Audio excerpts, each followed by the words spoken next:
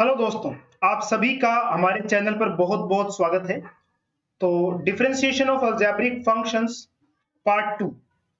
तो पार्ट 1 एक बार जरूर देखें ताकि पार्ट 2 आपको आसानी से समझ में आ जाए। पार्ट 1 का लिंक आपको इस वीडियो के डिस्क्रिप्शन बॉक्स में मिल जाएगा। तो पार्ट 1 में हमने बिल्कुल बेसिक्स समझे थे कि डिफरेंशियल कोएफिशिएंट्स वगैरह क्या होते हैं।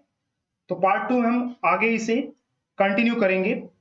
तो आपको एक क्वेश्चन दिया हुआ है 2x प्लस 5 की पावर 11 है और कहा गया है कि इसका डिफरेंशियल कोएफिशिएंट निकालें विद रिस्पेक्ट टू x। तो आपको इसका डिफरेंशियल कोएफिशिएंट निकालना है विद रिस्पेक्ट टू x। आइए देखते हैं कैसे आप इसका differential coefficient with respect to x निकाल सकते हैं।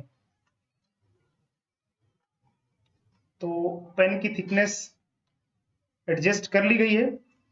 तो जब भी आपको डिफरेंशियल कोएफिशिएंट लिखने को कहा जाए या निकालने को कहा जाए तो आप लिख लेंगे d by dx। d by dx क्यों? क्योंकि विद रिस्पेक्ट टू x कहा गया है। अगर विद रिस्पेक्ट टू यहाँ पे y कहा जाता तो हम d बाय dy लिख लेते। ठीक है, विद रिस्पेक्ट टू x कहा गया इसलिए d बाय dx। और d बाय dx किसका करना है हमें? d बाय dx करना है, देखिए हमें जो क्वेश्चन गिवन है उसका। तो क्वेश्चन में गिवन है आपको 2x प्लस 5 की होल पावर 11। तो जब भी आपको differential coefficient with respect to x कहा जाए निकालने को तो पहले आप d बाय dx लिख लेंगे और उसके बाद जो भी दिया गया है क्वेश्चन में 2x प्लस 5 की पावर 11 दिया गया था क्वेश्चन में, वो लिख लेंगे। अगले स्टेप में आपको क्या करना होता है, जो इसकी पावर है ये 11, इस पावर को आप आगे ले आएंगे, सबसे आगे। तो 11 सबसे आगे आ जाएगा। उसके बाद जिसकी पावर थी 2x प्लस 5 की पावर थी तो 2x प्लस 5 वैसे का वैसे लिख देंगे। और इसकी पावर देखिए 11 थी तो आप क्या करेंगे, यहाँ पे 11 में से एक कम कर देंगे, 1 सब्ट्रैक्ट कर देंगे, 11 माइनस 1। ठीक है, पहला स्टेप तो ये होगा जिसमें आपने क्या किया, 11 जो थी पावर उसे सबसे पहले आगे ले आएगा। ठीक है, तो उसे आपने आगे लाने के बाद जिसकी भी ये पावर थी 2x प्लस 5 की ये पावर थी तो इसकी पावर 11 थी, इसमें 1 सब्ट्रैक्ट कर दिया, एक कम कर दिया। अब मल्टीप्लाई डालेंगे आप और मल्टीप्लाई में क्या करेंगे, पावर किसकी थी 2x प्लस 5 तो d बाय dx फिर से लिखेंगे आप 2x प्लस 5। ठीक है, तो इसे एक तरह से चेन रूल कहते हैं कि सबसे पहले आपको पावर देखनी होती है, जो भी पावर होती है उसे आगे लाना होता है और फिर जिसकी पावर होती है उसको लिखना होता है और फिर उसकी पावर 11 थी तो उसमें से एक कम कर देना होता है। फिर मल्टीप्लाई में क्या करना होता है कि जिसकी पावर थी 2x प्लस 5 की पावर थी तो अब इसको d बाय dx कर किया जाएगा। ठीक है, तो ये चेन रूल याद रखें। तो ये 11 2x प्लस 5 11 माइनस 1 हो जाएगा 10। अब ये मल्टीप्लाई में है तो यहां मल्टीप्लाई डालेंगे। अब d by d x 2x और 5, तो इसमें आप क्या करना है, देखिए यहां पे दो टर्म्स हैं, एक 2x और एक 5। तो आप क्या करेंगे, जो 2x है इसका d बाई डी एक्स, इसको डिफरेंशिएट भी कहते हैं। देखिए डिफरेंशिएट करें विद रिस्पेक्ट टू x, तो 2x को आप डिफरेंशिएट करेंगे अलग से और प्लस डालेंगे और 5 को डिफरेंशिएट करेंगे आप अलग से।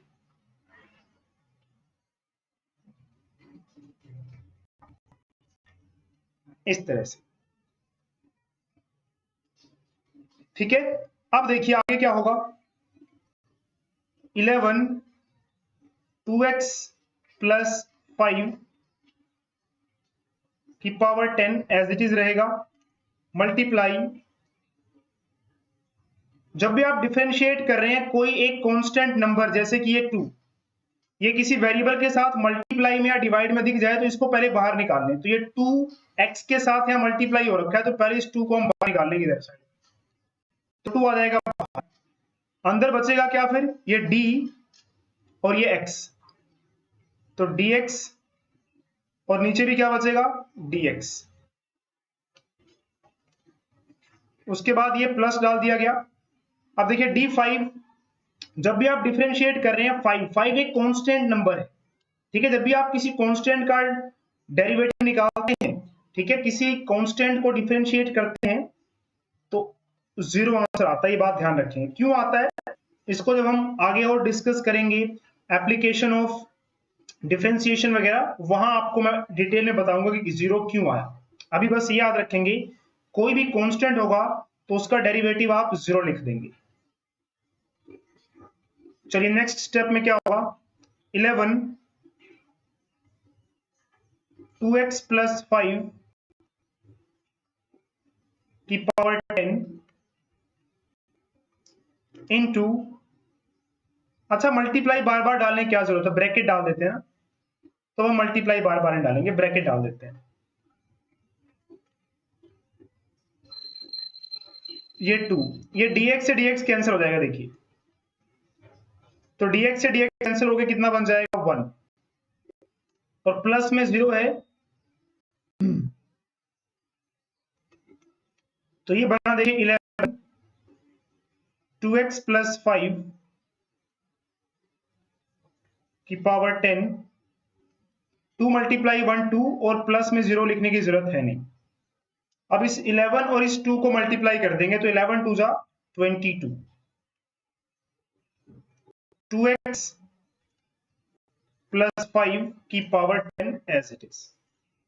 तो ये देखिए आपका फाइनल आंसर आ गया।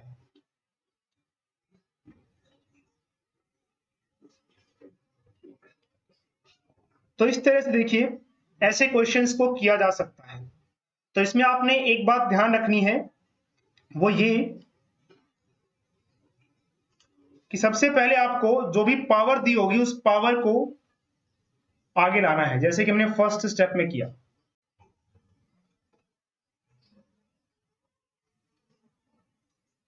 ये देखिए सबसे पहले पावर को आगे लाना है आपको, उसके बाद जो है बाकी सारा प्रोसेस करना है।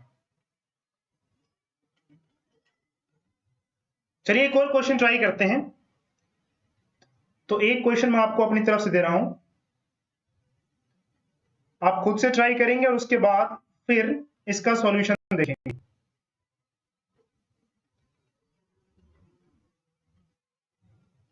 तो क्वेश्चन मान लीजिए कुछ इस तरह से है कि आपको डिफरेंशियल कोएफिशिएंट निकालना, और इस बार आपके पास वैल्यू है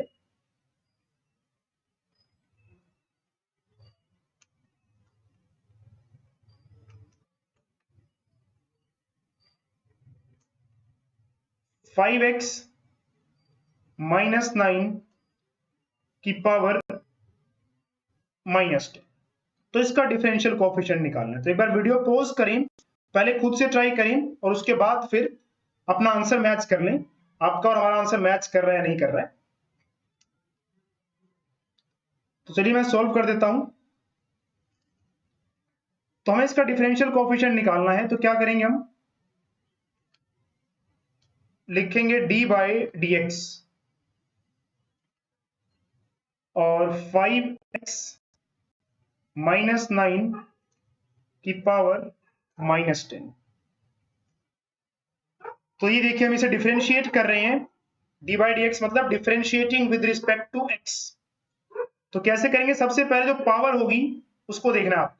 तो पहले आप पावर को आगे ले आए, सबसे आगे, तो पावर सबसे आगे आ जाएगी, यानी कि -10 सबसे आगे। उसके बाद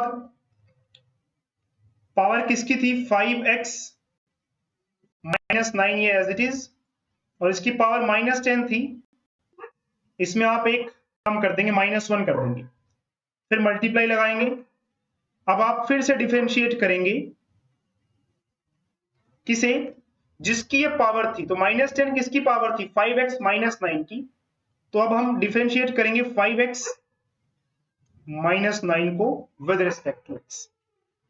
तो ये बनेगा -10 5x माइनस 9, ये -10 और ये -1 दोनों के साथ देखिए माइनस है तो दोनों प्लस हो जाएंगे, और निशान हमेशा जो बड़ी वाली वैल्यू यहाँ पर 10 बड़ा है तो बड़े के सामने क्या है, माइनस है, तो आंसर में भी क्या डालेंगे आप, माइनस डालेंगे। अब देखिए 5x माइनस 9, यहाँ पे प्लस और माइनस से 5x एक टर्म है और माइनस या कह लीजिए 9 एक टर्म है, दो टर्म्स हो गई, तो दोनों का डेरिवेटिव अलग अलग किया जाएगा। तो पहले हम डिफरेंशिएट करेंगे यहाँ पे 5x को minus 9 with respect to x।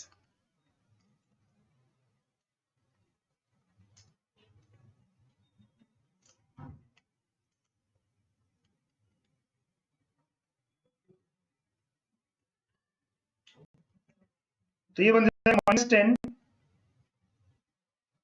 5x minus 9। उसके बाद देखिए ये 5x के साथ मल्टीप्लाई में है, तो 5 एक कांस्टेंट है, जैसे मैंने आपको कहा था कोई भी कांस्टेंट नंबर मल्टीप्लाई में या डिवाइड में हो वेरिएबल के साथ, तो उसे आप पहले बाहर निकाल लेंगे।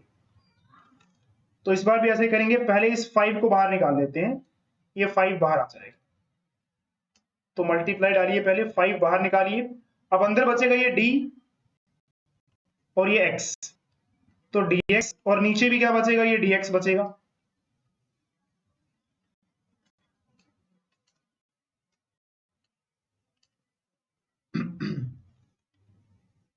अब देखिए 9 को अगर आप डिफरेंशिएट करते हैं विद रिस्पेक्ट टू x तो 0 आंसर आएगा, क्योंकि ये कांस्टेंट है, कांस्टेंट नंबर का डेरिवेटिव करेंगे आप तो 0 आंसर आएगा।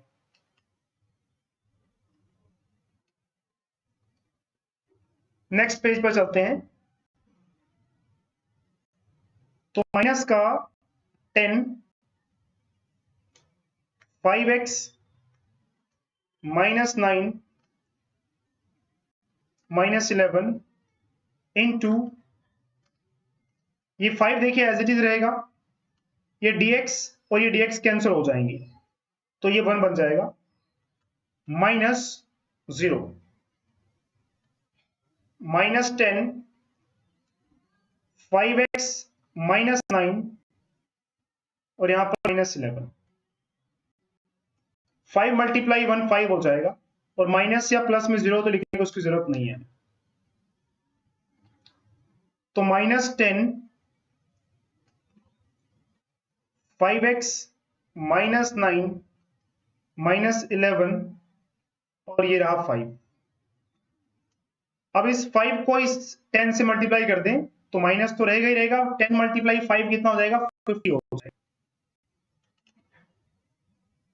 5x माइनस 9 माइनस 11, तो ये देखिए इसका फाइनल आंसर आ चुका है। तो आज के इस पार्ट में इतना ही। आई होप आपको जो भी क्वेश्चंस आज हमने करवाए, दोनों ही क्वेश्चंस आपको समझ में आ गए होंगे। तो क्वेश्चंस अगर समझ में आ गए हों तो वीडियो को लाइक जरूर करें, और नहीं समझ में आए हो, कुछ प्रॉब्लम आ रही है समझने में, तो कमेंट करके जरूर बताएं कि आपको कहां पर प्रॉब्लम आ रही है, ताकि उस प्रॉब्लम को दूर किया जाए और आपके लिए इजी रहे चीजों को समझना। तो चलिए मिलते हैं अगली वीडियो में।